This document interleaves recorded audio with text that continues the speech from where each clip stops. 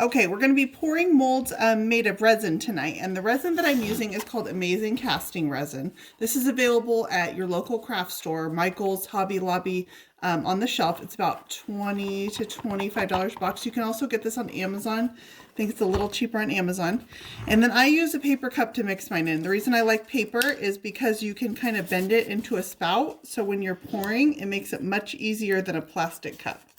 So I've done about 1,000 of these. So I'm pretty fast with them, but you get 2 parts and it's an A and a B part, and the ratio that you're going to mix them in is a 1-to-1 ratio. So I generally will look at my container. It does come with measuring cups, but I rarely measure anymore.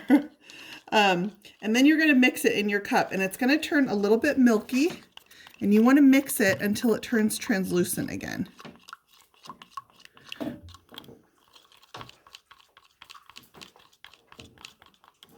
This stuff is very forgiving. If your mix is slightly off, it will still set up. It may just take a few minutes longer.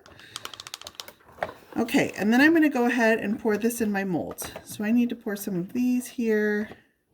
I think my mix is a little off, but that's okay. It's still going to set up.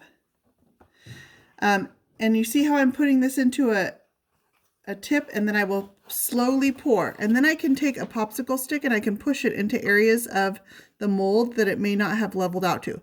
Now this is a liquid, so it's going to self-level pretty well. This is great even for really detailed molds, like this one here is really detailed. I would rather under pour my mold than over pour it. So see how slowly I'm pouring? You do need to move fairly quickly. This is a 10-minute casting resin, so it will start setting up in 10 minutes. I'm sorry, it sets up fully in 10 minutes, but it will start setting up in about 2 minutes. So you do need to move fairly quickly. I usually will have out extra molds. So here I mixed too much, more than I need for what I actually wanted to pour. So I'm going to go ahead and pour some extra molds. And then I will use these, I save them in a shoebox. And then I've got extra molds for next time I might need some. You can see how a little bit of mixture, how many molds I'm getting out of that little bit that I mixed. I'm going to run short on that one, on this one, but that's okay, because at least I used everything that I mixed. Okay, and then these are going to start setting up, and they're going to start turning white within a couple minutes. And that's how you know that they're curing.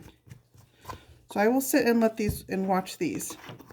Now, once you've poured it and the entire thing turns white, like this one here, that's how you know that this is done.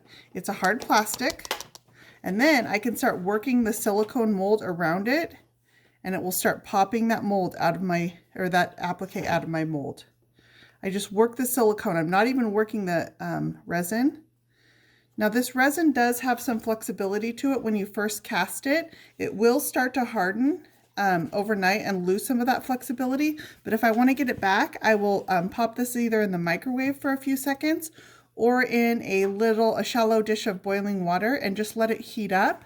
And that will give me some flexibility back. However, it will never be as flexible as it is when I first cast it. So that is making appliques out of resin. It's surprisingly easy. These will be ready in a few minutes, in about 10 minutes, and I will come back and pop these out. See a little spot here I want to make sure that I got all of. So all I'm watching for is for these to start turning white.